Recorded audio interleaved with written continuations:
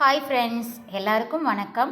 இந்த வீடியோவில் நம்ம எதை பற்றி பார்க்குறோம் அப்படின்னா, பூஜை அறையில் தினம் தினம் நம்ம விளக்கேற்றிட்டு வருவோம். அந்த விளக்கு ஏற்றும் போது நம்ம ஒரு சில தவறு நமக்கு அறியாமையே செஞ்சிடுவோம். அது என்னென்ன தவறு செய்யக்கூடாது அப்படிங்கிறத பற்றி தான் இந்த வீடியோவில் டீட்டெயிலாக பார்க்க போகிறோம். வீடியோவை ஸ்கிப் பண்ணாமல் கடைசி வரை பாருங்கள், அப்போ தான் உங்களுக்கு புரியும். வாங்க வீடியோக்குள்ளே போகலாம். என்னதான் சுத்தபத்தமாக பூஜை அறையை நம்ம வச்சுக்கிட்டாலும், பூஜை சாமான்களை தேய்ச்சி வச்சிருந்தாலும் சரி, சில சமயத்தில் இந்த தவறு நடக்க வாய்ப்பு இருக்குது.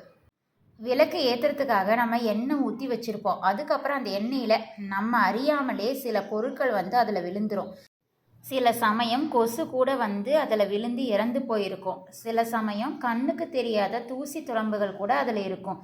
இந்த மாதிரி அசுத்தம் அடைந்த எண்ணெயில் விளக்கு ஏற்றவே கூடாது.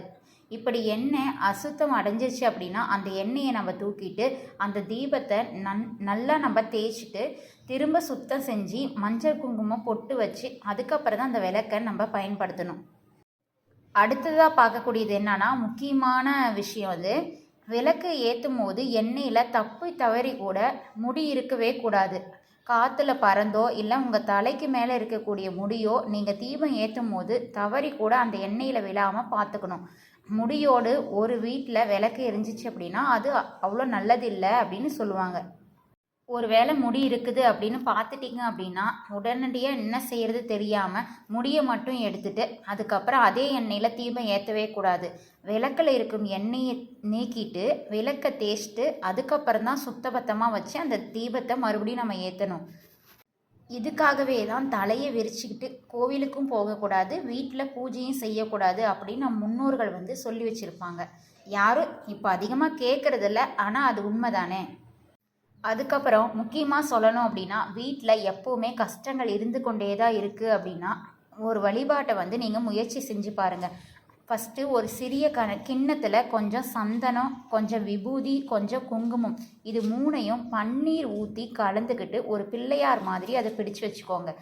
மஞ்சள் பிள்ளையார் பிடிச்சு வைக்கிற மாதிரி ஒரு பிள்ளையாரை பிடிச்சி ஒரு தட்டில் வச்சு அதுக்கு அருகமுள்ளும் வச்சு பூஜை அறையில் வச்சுருங்க. தினமும் இந்த பிள்ளையாருக்கு ஒரு விளக்கு ஏற்றி வச்சுட்டு உங்களுக்கு இருக்கும் கஷ்டங்களை இந்த பிள்ளையாரிடம் சொல்லி வழிபாடு செஞ்சுட்டு வாங்க. உங்கள் கஷ்டங்கள் உடனே தீரும் அப்படிங்கிறது நம்பிக்கை. இறை வழிபாட்டிலேயே அதிசக்தி வாய்ந்த பொருள் என்னென்ன அப்படின்னா விபூதி, சந்தனம், குங்குமம், இந்த 3 பொருளை தான் சொல்லுவாங்க. அது 3மே ஒன்றாக சேர்ந்து பிள்ளையார் ரூபத்தில் அமர்ந்திருக்கனால உங்கள் வீட்டு பூஜை அறையில் அந்த பிள்ளையாரே அமர்ந்தது மாதிரி அர்த்தம். இதே மாதிரி தொடர்ந்து 48 நாட்களுக்கு இந்த பிள்ளையாரை பிடிச்சு வச்சு உங்களுடைய வேண்டுதலை வைக்கும் போது அந்த வேண்டுதல் கூடிய சீக்கிரமே நிறைவேறும். 48 நாளும் இந்த பிள்ளையாரை அப்படியே வச்சிருக்கக்கூடாது. வாரத்துக்கு ஒரு டைமு பிடிச்சு வச்ச பிள்ளையாரை எடுத்து தண்ணியில் கரைச்சிட்டு மீண்டும் புதிய பிள்ளையாரை அந்த இடத்துல பிடிச்சு வைக்கணும்.